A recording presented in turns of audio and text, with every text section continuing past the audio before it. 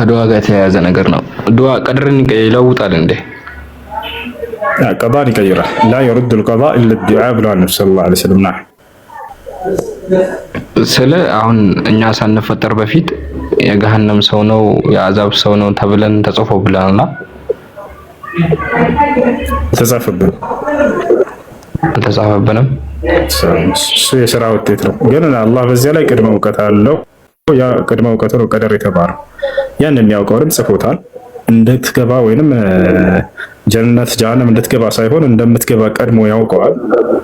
ያ እውቀቱ አንተ በሚሰጥህ ነፃ ምርጫ ፍቃድ ላይ መሰረት ያደረገ እውቀት ነው። ያ የሚያውቀውንም አላህ ሱብሓነሁ ወተዓላ አስፍሮታል። ግን እንድትገባ ሳይሆን እንደምትገባ ስለሚያውቀው መጽሐፍ እንድትገባ ቢጽፈው ኖሮ ምንም ለአንተ ምርጫ የለህም ነበር። በቃ ተወስኗል። አንተ እንደዚህ አይነት የለም በኢስላም። አላህ ሱብሓነሁ ወተዓላ ቀድሯል ሲባል ጊዜ አንድ ነገር ለሁለት ይከፈላል። ቀደር ብሎ ማለት ዒልሙላህ አልሙስበቅ ፊ አፍዓል አልዒባድ ማለት ነው። የአላህ ሱብሓነሁ ወተዓላ ቅድመ እውቀት በባሪያዎቹ ስራ ላይ ይሄ ቀደር ይባላል። ዒልሙላህ አልሙስበቅ ፊ አፍዓል አልዒባድ የአላህ ቅድመ እውቀት በባሪያዎቹ ላይ ምን እንደሚሰሩ ቀድሞ ማወቁ ያ ቀደር ይባላል። አልቀደር ለሁ አርበዕ መራቲብ። አልመርተበቱ አልኡላ አልዕልም ወልኪታባ ወልመሺአ والإيجاد والخلق كما يقال، أي أن الله سبحانه وتعالى علم الأشياء قبل حدوثها ثم كتب ذلك في اللوح المحفوظ ثم شاء ثم أوجد أو خلق. የቀደር መራቲቦች ደረጃዎች አራት ናቸው። አንደኛ እውቀት፣ ሁለተኛ ጽህፈት፣ ሶስተኛ መሺአ፣ አራተኛ ደግሞ ማስገኘት ያንን መክለቅ መፍጠር። አላህ ነገራቶችን ከመሆናቸው በፊት ያውቃቸዋል። ያወቀውንም በጥብቁ ሰሌዳ ላይ ለውሃል ማህፉዝ ላይ አስፍሮታል። ገብቷችኋል? በዚያ ላይ ثم شاء ثم اوجد የምንለው ማለት ነው። ቀጥሎ ስለዚህ በአላህ ቀደር ላይ በተጻፈው ላይ ለሁለት ይከፈላል። አንደኛ ለእኛ ነፃ ምርጫ ፍቃድ ሳይሰጠን እንዲሆን የተጻፈ ነገር አለ። ሁለተኛ ለእኛ ነፃ ምርጫ ፍቃድ ተሰጥቶን የተተወልን ነገር አለ። በዚያ ነገር ላይ አላህ ግን ቅድመ እውቀት ስላለው ወደፊት በሚፈጥረን ጊዜ ምን እንደምንሰራ ስለሚያውቅ ያንን በቅድመ እውቀቱ መሰረት ጽፎታል። ያን ጽፎታል ማለት ግን ለአንተ ነፃ ምርጫ ፍቃድ አልሰጠህም ማለት አይደለም። ወይንም እሱ የጻፈውን ነገር እንጂ አትሰራም ማለት አይደለም። የምትሰራውን ነው የጻፈው። እንድትሰራ አዘጋጅቶ ገና ጽፎብህ አይደለም። ገብቷችኋል? ይህ ነው وظلت بعض الفرق في هذه المسألة كالقدرية والجبرية. القدرية قالت أن الله سبحانه وتعالى لا يعلم الأشياء قبل حدوثها وهذا كفر بالله عز وجل، إنما يعلمها حين تحدث. هكذا تقول القدرية، وقد كفرها النبي صلى الله عليه وسلم والسلف الصالح. وفي مقابلها الجبرية، وهي طائفة خرجت عن دائرة الإسلام، وهي تعتقد أن العبد مجبور ليس له اختيار والمشيئة، وهذا بعد كفر بالله عز وجل. وأهل السنة والجماعة وسط بين القدرية والجبرية.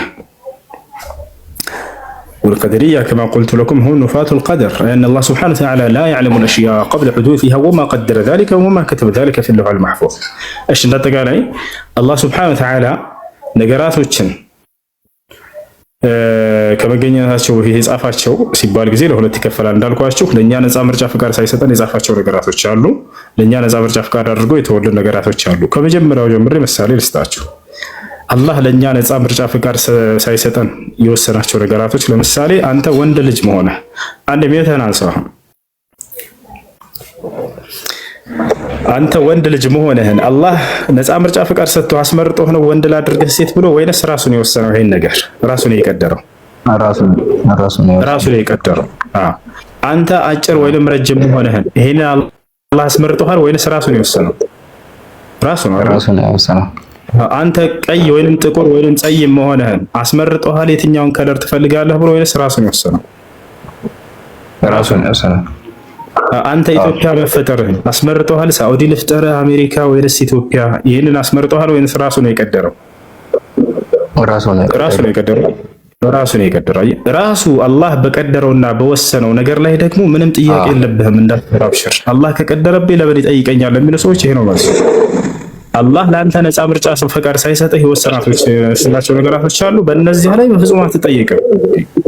በእነዚያ ላይ በፍጹም አትጠየቅም። የጀነት የጀሃነም መግቢያ ምክንያት አይሆንም። እሱ ወጣላ አላህ ሱብሓነሁ ወተዓላ ጭርነህና የትኛውን ላስገባህ አይልህም። ለዚያ ጀነት ጀሃነም የምትገባው የቀጣዩ ዓለም ዕጣ ፈንታ በእነዚህ ላይ ወሰነ። ምን ታደርጋለህ? ሁለተኛ ደግሞ አሁን የምጠይቀህ ከእኛ የሚሆኑ ስራዎች አሉ። በእነዚያ ላይ ደግሞ አላህ ሱብሓነሁ ወተዓላ ነፃ ምርጫ ፍቃድ ሰጥቶናል። የእርሱ ጣልቃ ገብነት የለውም። በስራዎቻችን ላይ ግን ቅድመ እውቀት ብቻ ነው ያለው። ያንን ያውቃል። ያንን እንድንሰራ ጽፎብናል ወይ? ዛሬ የምንሰራውን ጥሩና መጥፎ ነገር አልጻፈብንም። እንደምንሰራ ግን ያውቀዋል ወይ ብላችሁ? አዎ ያውቀዋል። ለምን? አምላክ ስለሆነ ወደፊቱን ያውቃልና። ያን ካላወቀም አምላክ ሊሆን አይችልም። ከአምላካችን ከአላህ መገለጫዎች አንደኛው ምንድነው? አልዓሊም የሚል ነው። አዋቂ የሚል ነው። እውቀቱ የተገደበ አይደለም፣ ያልተገደበ እውቀት ነው። ምን ማለት ነው? የሚሆነውን ሁሉ ያውቃል፣ የሆነውን ሁሉ ያውቃል፣ እየሆነ ያለውን ሁሉ ያውቃል። ሊሆን የማይችል ነገር ቢሆን ኑሮ በምን ሁኔታ እንደሚሆን ያውቃል። ያዕለም ማ ካን ወማ ሰየኩን ወማ የኩን ወማ ለም የኩን ለው ካነ ከይፈ የኩን። ይሄ ነው። ስለዚህ ወደፊትን ሁሉ ያውቃልና አላህ ሱብሓነሁ ወተዓላ በእውቀቱ ዛሬ የምንኖራትን እድሜ በዚች ውስጥ ምን እንደምንሰራ ሁሉ በደንብ አድርጎ ያውቃል። ያን የሚያውቀውንም አላህ ሱብሓነሁ ወተዓላ ለውሃል መሕፉዝ ላይ አስፍሮታል። ጣልቃ ገብነት የለውም ስላችሁ ጊዜ በዚህ ነገር ላይ እንድንሰራ አላህ ሱብሓነሁ ወተዓላ አልቀደረብንም። እንደምንሰራ ግን ያውቀዋል። ያን የሚያውቀውንም ጽፎታል። ለምሳሌ አሁን ገስት ከመግባትህ ጀምረ ይሄ ማን ስራ ነው? ያንተ ስራ ነው። ገስት ወደ እኔ ገብተህ ስትመጣ ጊዜ ስትጠይቅ ጊዜ አንድ ሜተን አንሳው ሁሴንን ሂጄ ልጠይቀው ብለህ ከራስህ ጋር ተመካክረህ ነፃ ምርጫ ፍቃድህን ተጠቅመህ ነው የመጣኸው ወይንስ አላህ ሂድና ሁሴን ጋር ገብተህ አንዴ ጠይቀህና ብሎህ አስገድዶህ ነው? የራስህ ምርጫ ነው አይደል? የራሴ ምርጫ ነው። ከራሴ ጋር ወርጬ የራስህ ምርጫ ነው። ግን ይሄን ዛሬ ገስት ገብተህ እንደምትጠይቅ አላህ ቀድሞ ያውቃል አያውቅም? አንተን ከመፍጠሩ በፊት ያውቃል። ያን ማወቁ ለአንተ ነፃ ምርጫ መንፈጉን አያሳይም ማለት ያንተ ምርጫና ያንተ ስራ ነው። ነገር ግን አለመምጣት ትችል ነበር? አትችልም? ትችላለህ። አይ በቃ ይሄን ጥያቄ ለምን እሱ ጋር ገባለሁኝ እዛው ዝም ብያለሁ ሼክ ጠይቄ ወልስ አገኘልህ ብለህ ሐሳብን መቀየር መብት አለህ? የለም፣ ትችላለህ። አያር ነገር ግን እንደምትገባ አላህ ሱብሓነሁ ወተዓላ ቀድሞ ያውቀዋል። ይሄንንም ጽፎታል። አንተ ግን ይሄን የሰራኸው በምንድን ነው ከተባለ በነፃ ምርጫ ፈቃድ ነው ተጠቅመህ ነው ራስህ ላይ ምሮህን አማክረህ ሄጄ ገብቼ ልጠይቀው ብለህ ነው። ያ ነው። ልክ እንዲሁ መልካም ስራዎቻችንና መጥፎ ስራዎቻችን እንደዚህ ናቸው። አላህ ሶላት ስገድ ብሎ ጽፎልሃል በቁርአን ላይ። አትስረቅ ብሎ ኃጢአትንም እንዲሁ አስጠንቅቀዋል። አንተ ያንን ነፃ ምርጫ ፈቃድህን ተጠቅመህ የአምላኬን ትእዛዝ ልጠብቅ ብለህ አይ እሰግዳለሁ ብለህ መጥተህ በፈቃድህ ትሰግዳለህ። መስረቅም ከፈለህ እኮ አለመስገድም ከፈለህ አይ አልሰግድም ብለህ ቤት መቅረት ትችል ነበር። ምርጫው አለህ አንተ ላይ ገብቶሃል አይደል? ያን ግን አላህ ሱብሓነሁ ወተዓላ ቀድሞ ያውቀዋል። ያንን ማወቁ ባንተ ላይ ያንን እንድትሰራ አስገድዶህም አይደለም፣ ቅድመ እውቀት ብቻ ነው በዚያ ነገር ላይ ያለው ነው። ገብቶሃል? ታዲያ የቀጣይ ዓለም ዕጣ ፈንታችን የሚወሰነው በየትኛው ነው ከተባለ በሁለተኛው ነው እንጂ በመጀመሪያው አይደለም። ለእኛ ነፃ ምርጫ ፈቃድ በተሰጠን ነገር ላይ ነው የቀጣይ ዓለም ዕጣ ፈንታችን የሚወሰነው። ጀነትና ጀሃነም የምንገባው ያ ማለት በስራዎቻችን ብቻ ማለት ነው። ገብቶሻል አይደለ? እርሱ በወሰነብን ነገር አይደለም። ያ ነው። ለዚህም ነው አላህ ማስረጃ በቁርአን ላይ ሲናገር ፈዙቁል ዐዛበ ቢማ ኩንቱም ተክሲቡን ይላል። ስትሰሩ በነበራችሁ ስራ ምክንያት ገብታችሁ የጀሃነምን እሳት ቅመሱ ይላል። ቢማ ኩንቱም ተክሲቡን አለ። ባ ሁና ባ ሰበብያ አይ ቢሰበብ ማ ኩንቱም ተክሲቡን ለማ ኩንቱም ፊ ዱንያ፣ በምድር ላይ ሳላችሁ ስትሰሩ በነበራችሁ ስራ ገብታችሁ ቅመሱ ይባላል። በቀደርኩባችሁ ምክንያት ገብታችሁ እሳትን ቅመሱ የሚል አንዲት ቦታ ላይ አታገኝም። ገብቷል አይደል?